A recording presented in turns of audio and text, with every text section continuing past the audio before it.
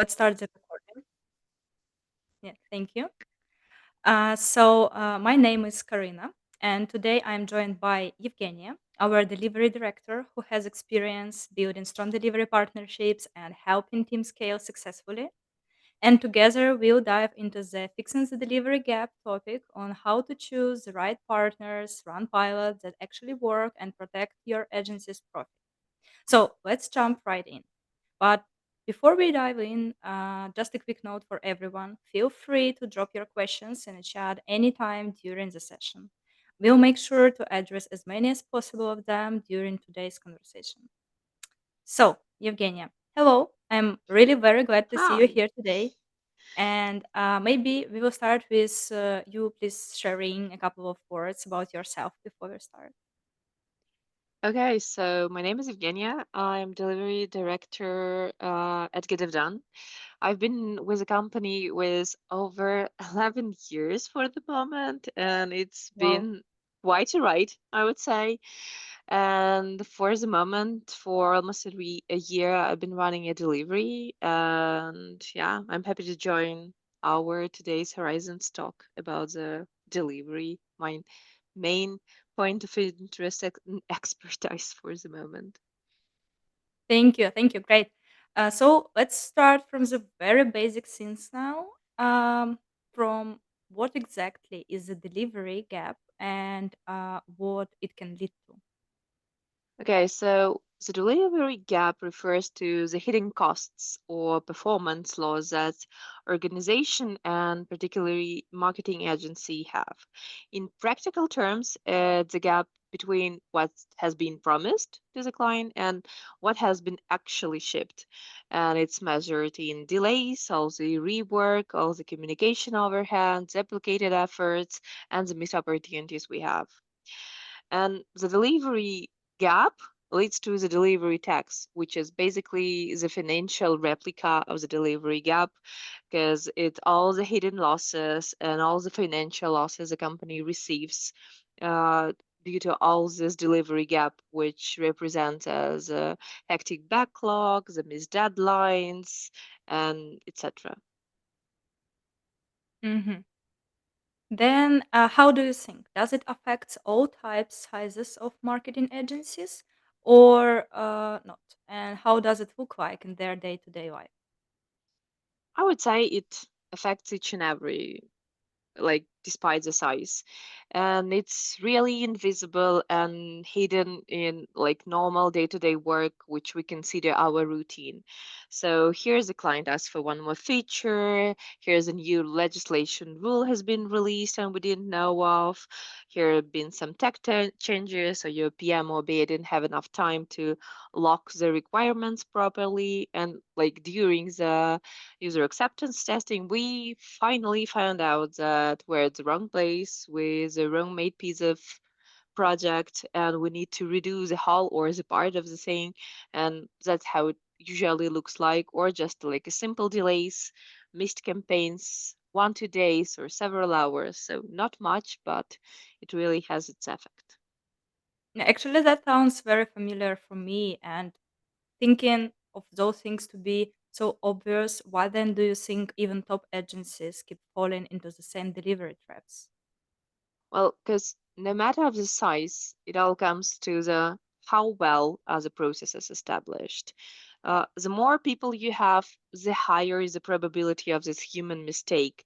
So, like, and it decreases the delivery gap drastically.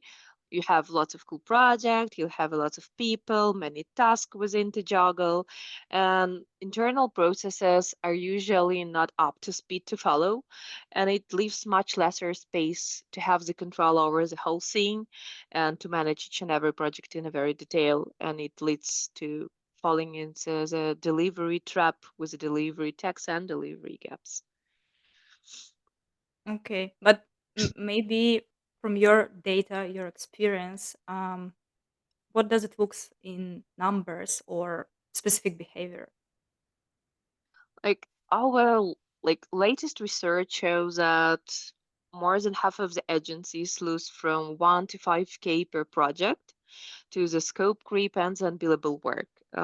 This result may be even higher depending on the number of or complexity of the project the agency handles. Um, I have like a lot of numbers in my latest article about what is the next wave of the agency growth, which you may find on our GetDevDone blog. So welcome to read Yeah, it. I've read it. And like every decade rewrites the rules how our agency's world works. And a few years ago, it was about let's add more people, let's add more money, more developers, more campaign managers, more budgets. But today, this equation no longer works, and the growth for an agency comes to the point where the delivery system should be turned into something measurable and repeatable that can deliver a good outcome. Okay, thank you for this uh, very detailed answer, actually. Yeah. I'm just thinking, do you think it's this delivery gap problem just getting worse now, or are agencies just more aware of it right now?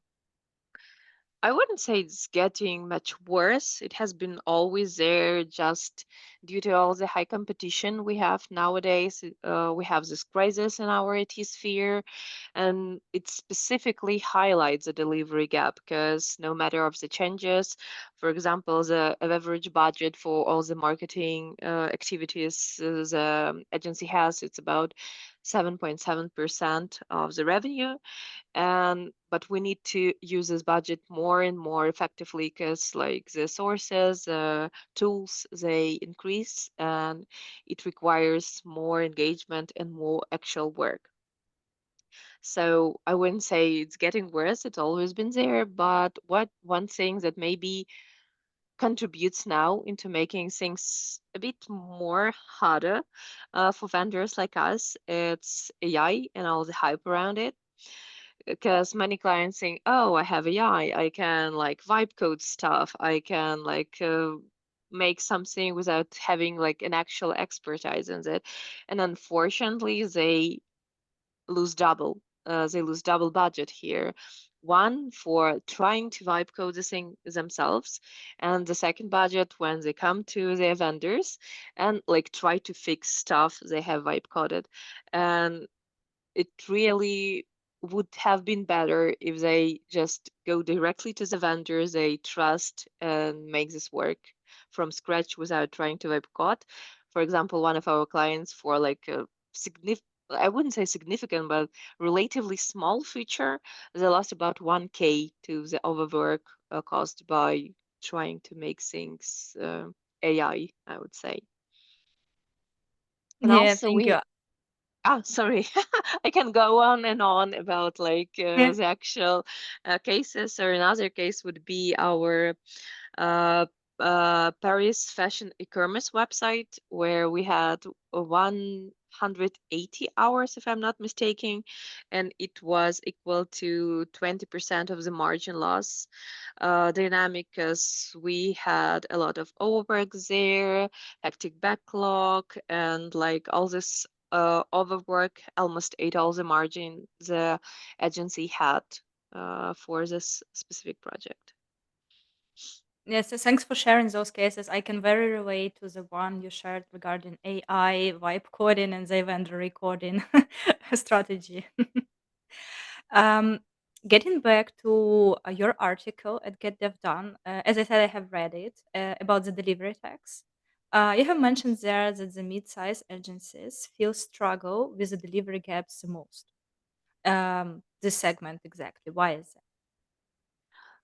This is basically because they have outgrown all the quick fixes and unstable structures that is common for startups and the small agencies, but they are not there yet for something enterprise level, some complex solutions that bring like quite a big overhead onto the place. And it means that they need to build very effective processes to leverage in between. That's why they feel the struggle more than other. Um, Based on data you have, your experience maybe, What are the three biggest sources of margin leakage and in agency delivery as for today? So I would say the first would be the hectic project kickoff when we had no calls with a client to start the project. There was no project specification, like we're just jumping into the deep waters without proper preparation. It will affect the whole project. Also, it's a lack of control from both sides. So the client wants no demos, we share no data, like on the resource usage, on how the budget is being utilized. And when we have no clear rules for change management, for example.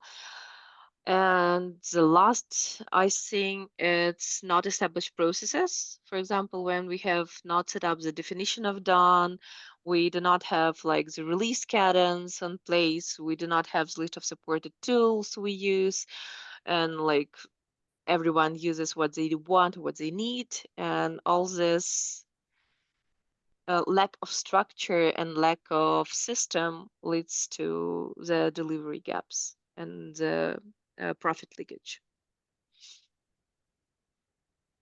Okay.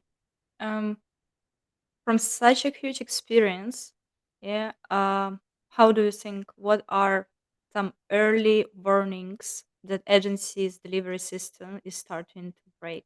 Maybe you have noticed some of those. I would say that for agency, it's like when each and every project start to feel heavier. It's heavier to start. It's like require more time, more efforts to build. From our side, I would say is how the project kickoff stage goes. So when we see how the client approaches the project initiation, it usually will predict how the project will end. Because if the client is not ready to invest time into specifications, into aligning on the expectations with their vendors, or like with the freelancers, for example, if they use. If they do not want to establish roles, responsibilities, and formalize the scope in any way, that will finally mean that the system started to break and there will be a significant, more likely significant delivery gap at the end. Mm-hmm. Um, let's return speaking about leakages, yeah, and maybe you have some cases where some small leaks ended up destroying profitability. We see it quite frequently, I would say, and it usually starts with, oh, I would like to add, for example, retina images to my project. My client really hates the images are not crisp. Or, oh, we didn't quite mention, but most of our clients are on Internet Explorer for some unknown reason, and etc. and etc. So really small edits that are being added the final delivery stage, uh, they pile up, and they from like our experience they meet the margin, and from the average I would say 30-40% that the agency has, we the uh, the margin goes to 10% or even less.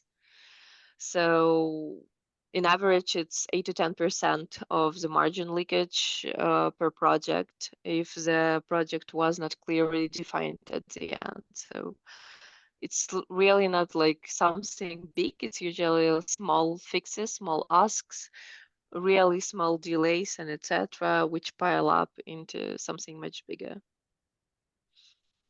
Thank you. I see. While you were talking, we also have one question in the chat. Let me read it. So, James is asking, how do you visualize scope drifts for the clients? Is it in hours, story points, some budget impact? So, Evgenia, are you ready to answer questions from the chat on spot? Yeah, yeah. So like we do not usually like write long letters saying how we overworked during the night and etc. We have set up dashboards with burn down charts for like bigger project or for smaller project with like budget utilization, where we show the locked hours, we show the estimated hours, we show the comparison. We have a very good change management system where we log all the changes and we see approvals and we see the budget for each change approval and etc. And the client can see how the margin is affected, how the budget is being used at like quite frequently, depending like on the agreement with the client. This can be from like once a week to every day. So that's something that we adapt from client to client. Mhm. I have also one tricky question regarding the compliance, accessibility, privacy. How does it shape the delivery risks today? I would say that since these are not only hype, but also it's in terms of legislation, in terms of being compliant to be accessible to all people who may want to use your product or your website or your service and etc. So the high risk is more for the end clients. And for the agencies, I would say it's even higher because it's client loyalty which is at stake. Their margins are at stake. Their reputation are at stake. For example, if it's a platform that should be accessible and it's not delivered properly according, for example, in Europe, it's to ADA compliance or to VCAG compliance, and the end client may face fines, lawsuits, reputation losses, social pressure, and so much more. So it's really very important to determine that during the project initiation, which laws, which standards are to be followed.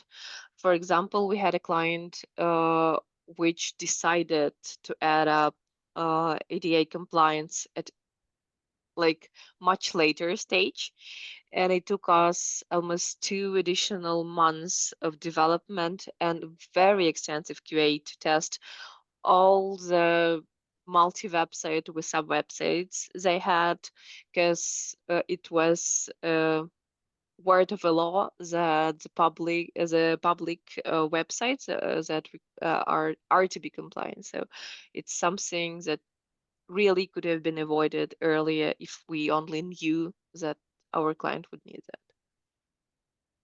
Mhm. Thank you for the answer. And also, while preparing for this interview, of course, I read your article, as I said before, and I really liked that you wrote how the creative ambition has outrun engineering structure, is your citation. So, how does that tension show up in real projects? Maybe you have some, we can share more information about it. Yeah, so when a creative ambition outruns the engineering structure, this is specifically where the delivery gap begins to exist. And it's accumulate all this gap between the vision and the execution. It often looks like this: the scope inflation. Without the support system, the big ideas get approved faster than the delivery system adapts. The campaigns expand across like multiple channels, the data sources, and like AI also adds a lot of the personalization layers here. But like, and the backend stays static at the same time. And in the result we get when we grow the coordination overhead, the time that we require to coordinate everything, all the different aspects of the project. Uh, Usually it means that the deadlines will be missed because like we always face one moment. I have like my laptop will shut down. But Yeah, it's all right. so Take your time. uh, Or for example, we have like the fragmented handoffs between the teams when the designer hand off the designs to the developers without mentioning some, for example, animation specification or other important things, or like the developers and provides code to QA without like proper documentation or proper sync up. And this all leads, of course, to the rework, to some extensive question, some backs and forth, and etc. And like all this situation are like the classics of the delivery gap. So, and in agency life, where it's not about one project, but usually about several at the same time, it like the delay is multiplied, and one missed specification there, one missed delivery timeline there, or like not fully delivered scope will pile up into overload of uh, other people, marketing managers, campaign managers, and etc. So that's how it works in day-to-day life. Great. I really like this topic about tension between the creative ideas and engineering reality. And it looks like you have analyzed it a lot. Maybe you can also share about human cost of such tension and how does this lack of structure really affects teams day to day. Well, it affects like a ton, because the hectic environment, which is led by all this creativity, the unsigned change management procedures, for example, they lead to multiple developers and not only developers, QA, and etc. structures. There is always a constant time pressure and the additional stress which is created by all this environment.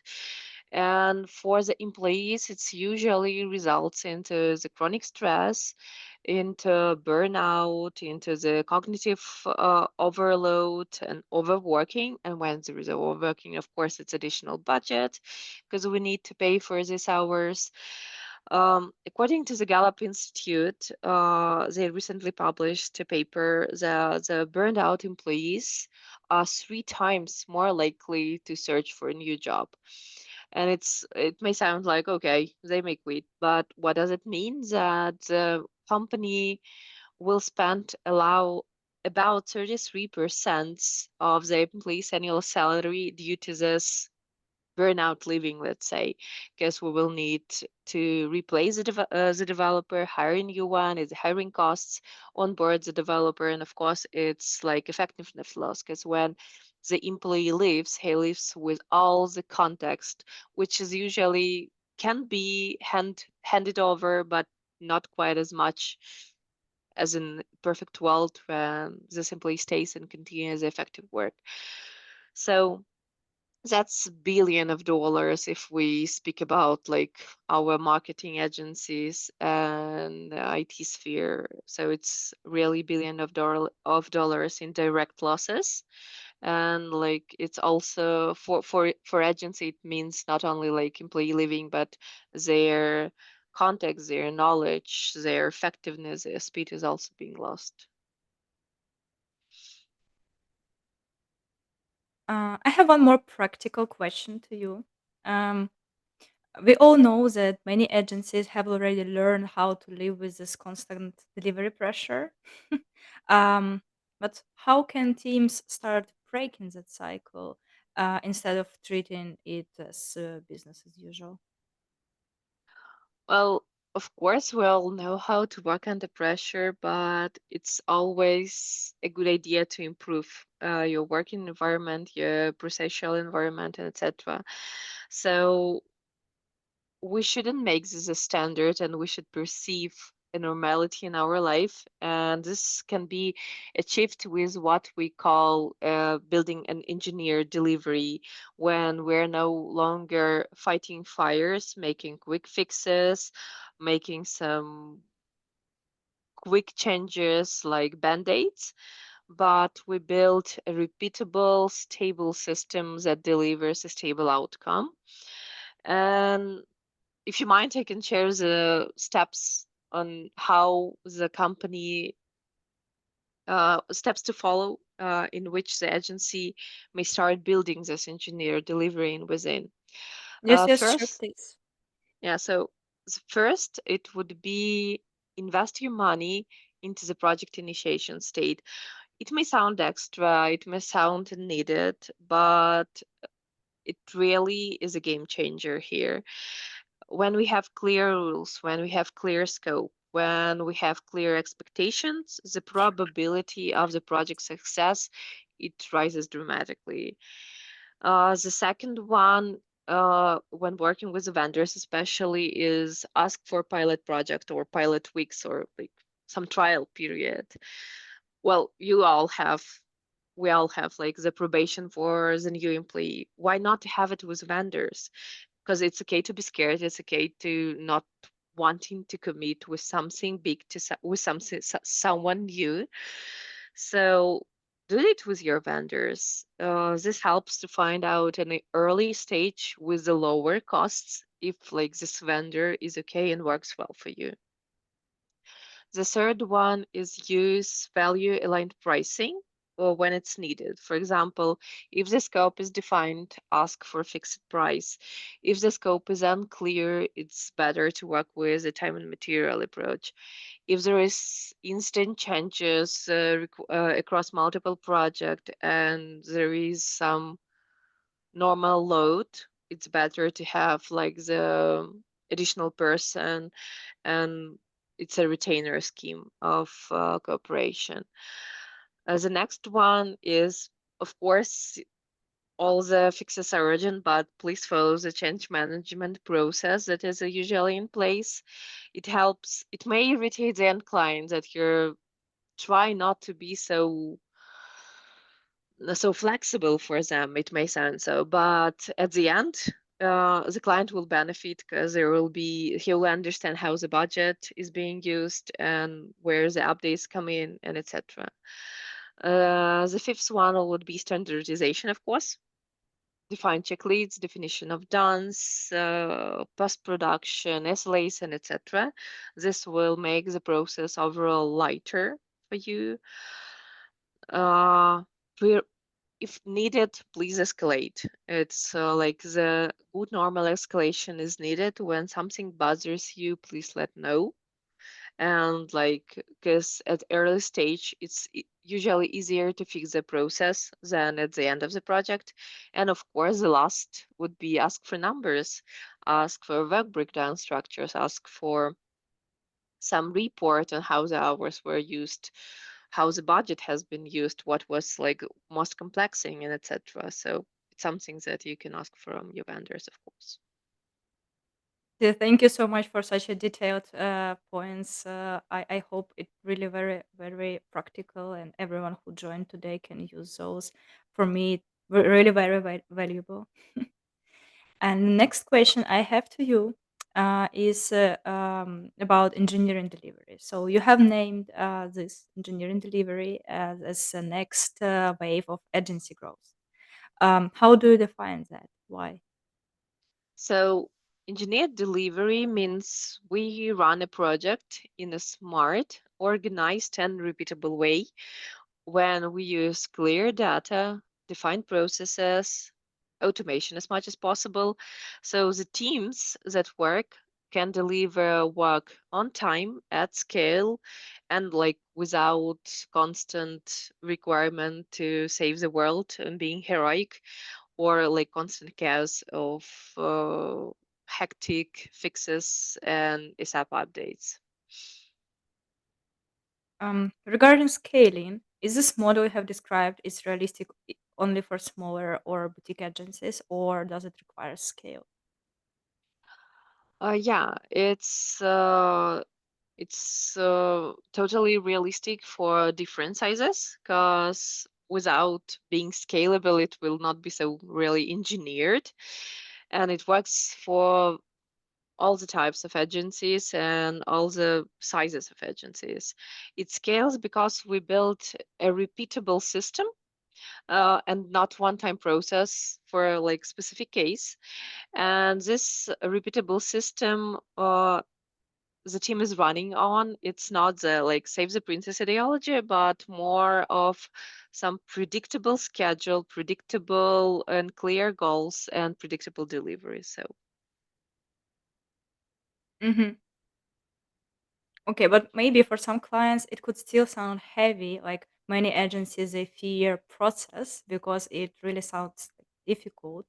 How do you introduce structure without kind of killing this agility? well, at first, the processes may sound heavy and something very, very opposite to agile with being so flexible. But what we do, we have some strict boundaries which we follow. We have our playbook with all the checklist, with the processes, with the templates prepared, which we invite our clients in. And within these boundaries, the team is learning to adapt to specific client situations. Uh, it doesn't mean like we are not helping anymore with the sub fixes and the change management process. It doesn't mean like, no, no, no, we will not make it until the next iteration, for example. But we will do it in a way where both us and our client know how, under which condition these fixes will be delivered. So our teams, they have this all flexibility they have, but within the strict boundaries, within the preset playbook, within preset checklist. So I would say it pretty much like raising kids. It's a freedom within strict boundaries. Funny. um, Regarding your points, I remember you said about 2 to 4 weeks pilots is like a way to prove vendor value, kind of a probation period. The same way, like for the new employees, right? Maybe you can share from like your expertise. What should those pilots include to be really meaningful to show can we continue or not? Yeah, I would say the pilots are important, especially with the new clients, because like they bring something they value the most to us. Our their loyal clients and their loyalty clients are at stake here. And of course, they may be afraid to hand over something big for their loyal client, and it's okay. That's why we offer 2 4 pilot weeks with a client, and then we select with our agencies the best fitting tasks for that, because not all tasks would be good for the pilot. At first you should like the first you should do to make the pilot right is the choose this best fitting task. It shouldn't be too big to take a lot of time, for example, for setup, when like we will need only 3 weeks to set up the environment and we'll have only 1 week left to deliver something meaningful. It shouldn't be too small, like color change, because it won't prove anything to the client. So it should be something really in between. The next one is to describe the expectations and sign the short contract about this pilot to define like how you would measure this experiment, what is included, what specifically is included, which are restrictions and assumptions from both sides. And I would say trust. The last point would be trust. Please try to trust during this trial period your vendor, because like with constant micromanagement, unnatural pickiness to the work that has been is being delivered, like it will not be only a boss skill for the agency like us working with such requirements, but it will also kill uh, all the sense of this pilot week. So please trust your vendor during this pilot and see how they deliver at the end. Okay, let's imagine the pilot has finished, right? How to measure where this pilot was like, succeeded or failed? Maybe you know how do agencies measure it, or any tips from your side? First, as I mentioned in the contract, we sign like the requirements that should to be met. It's maybe some core web vitals to be met, or something for regarding the quality standards or auto tests or etc. and etc. So this quality measurements.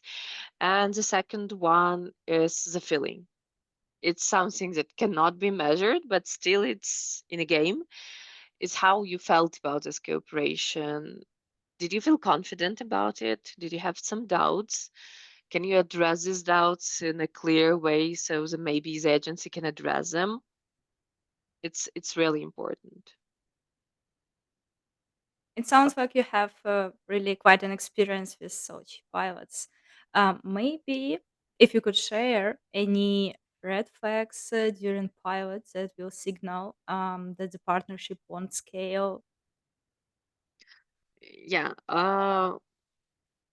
From the time as a manager, we have our like main red flag that is in place. If the client is not willing to communicate, he's not willing to compromise, he doesn't want to follow any rules, more likely this cooperation will suffer and will not end good for both parties. So I would say the cooperation and unwillingness to work together is a main red flag for agencies like us. Okay, because red flags are really interesting, but we all know everyone really likes some success stories. Could you share any success stories from your experience where a pilot turned into kind of a long term cooperation, partnership, something like that? We have many cases, and it's like it doesn't sound like boasting, but a bit maybe. We had a pilot project with which was of just one landing page for a worldwide IT security company.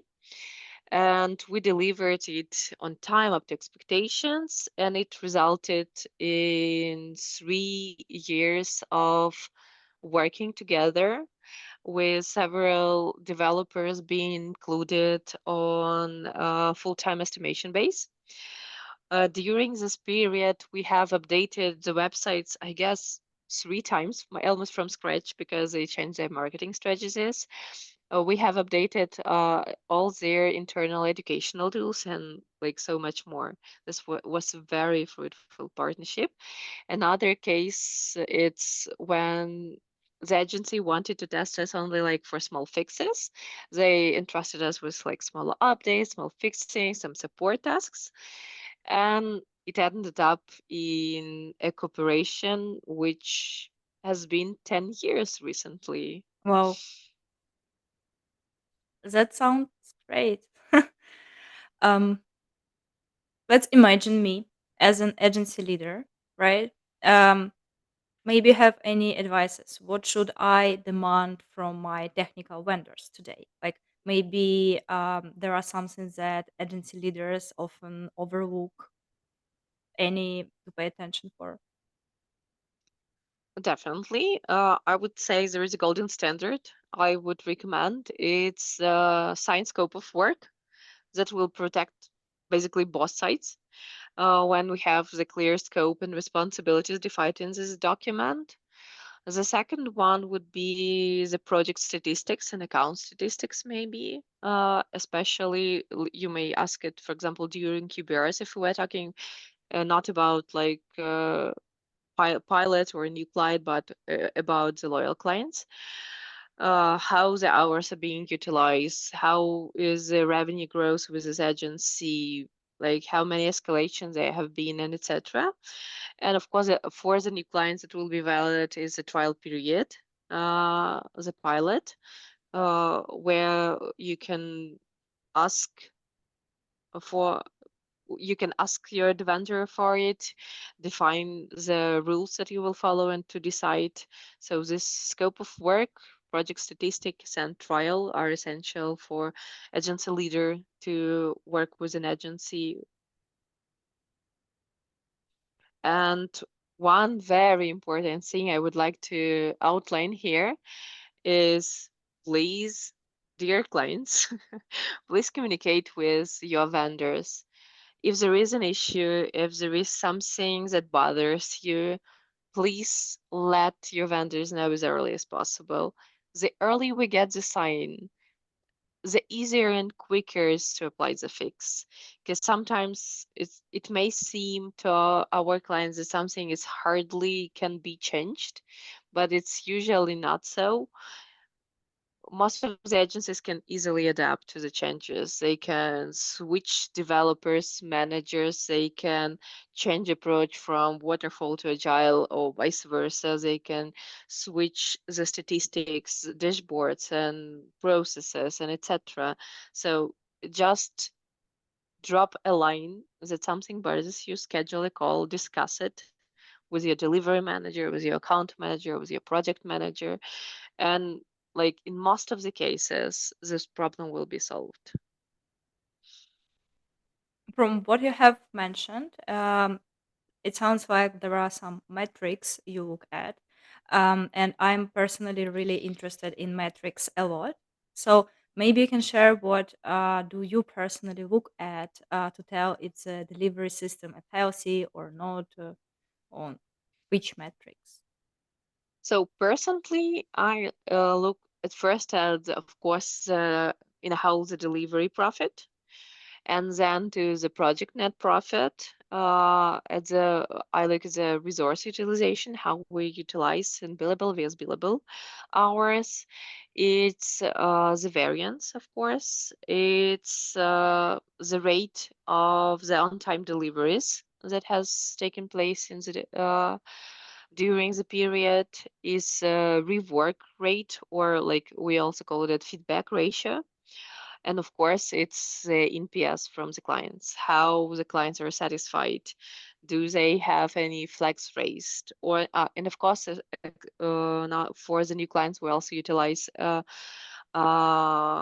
customer satisfaction surveys, which also contain lots of information on the processes mostly. I hear a lot today about some structure, discipline, and such kind of things. Mm, do you believe in some delivery discipline without micromanaging teams? I don't know. Maybe do you have some tips how can leadership maintain those like disciplined delivery, but with no micromanaging, of course. I guess if somebody knew, they would definitely write a book about it and become millionaires. But what I firmly believe in is that it all leads to one simply but still tricky rule, is that who you hire. And if you hire adult, self-sufficient professionals, more likely they will not need to be micromanaged. But that's kind of tricky to find the right people. And maintaining discipline at the end comes to your leadership style and not like direct control. So, are you a situational leader? Are you a delegative leader? Are you fully democratic leader that engages a team? That all comes to like your specific leadership style, but like focus on also hiring great professionals and entrusting them with responsibility. I know you have such a big experience working with marketing agencies. Have you ever compared those, like based on your benchmark of 285 agencies? What really kind of distinguishes those who strive from those who struggle? I would say it's two things. One big advantage is open communication. Successful agencies, they are not afraid to be annoying. They are being honest with their vendors. And another point is internal structure. Those who have all this internal structure set up, they have their procedures, processes, their playbooks they follow. They also thrive, and that really distinguishes them from others. And throughout all the years we cooperate with agencies, it's like uh, two advantages that stand out the most. Yeah. I like some fantasy or prediction style questions. So let's imagine 2 years from now on, what will separate really mature agency from an outdated one? I would say, being like almost 100% sure, it will not be creativity, because it will be more likely this delivery engineering system of the agency that has in place. Because mature agencies, uh, the system that give outcome. Nevertheless, it's a campaign, it's a product, it's experiment. It all these pieces, they move through a measurable, automated, and accountable structure that predicts the success. Thank you. We'll see if this will be reality in 2 years. Let's see. And really, we are coming really close to the end of our conversation today. And my pretty last question for today is the final one. If you could give our audience, agency leaders, like one actionable takeaway after today's session, what would it be? I would say stop trying to fix the delivery gap alone. Like, no agency can scale sustainably if the projects multiple depend on the last minute saves, on heroics, on some hectic environment. The real advantage they could have is to build a repetitive system with structures that will not only provide a healthy working environment like we talked about, but it will also protect your margin. It will protect your client's trust. It will protect your reputation on the market. So you don't have to build this alone. Just find the partners who understand you, who value you for you, I would say, who can understand both creative and operational side of the process, and who can plug in into your process without interrupting it, without breaking it, but with like smooth building. And that's how you move from firefighting and constant rush to some stable, fruitful collaboration, which we so strongly believe in Get Dev Done. Thank you for sharing such an inspiring ending of our today's conversation. Actually, to be honest, it's it of questions from my side today. I also see that we don't have anything else in chat anymore. Just a big thank to you, Evgenia, and me for a great job. Uh, by the way, thank you, Oh, Evgenia, from my side as well, and thanks to everyone who joined us today for this really very first Horizons expert talk. And I think we unpacked a lot. Let me summarize a bit from spotting a delivery tax, yeah, to building an engineered delivery that actually protects your profit. And if there is one thing to remember, it's a strong delivery isn't about adding more process, right? It's about creating some clarity, consistency, confidence, as Eugenia shared with us, in how the agency works, right? Um, I also need to say that for those who want to dive deeper, you can find more insights, frameworks, some real cases, as always, from our today's session on our blog at getdevdone.com, where Evgenia has her article as well as many other articles. And of course, Get Dev Done Horizons will be back soon with more conversations that connect our creative ambition with engineered delivery. Until then, please stay curious, structured, and keep avoiding the delivery tax. Thanks to everyone once again, and see you next time. thank you, guys. Thank you. Have a great evening, everyone, and good morning for those who has morning right now, of course. because for me it's evening the same as for Evgenia. Yeah.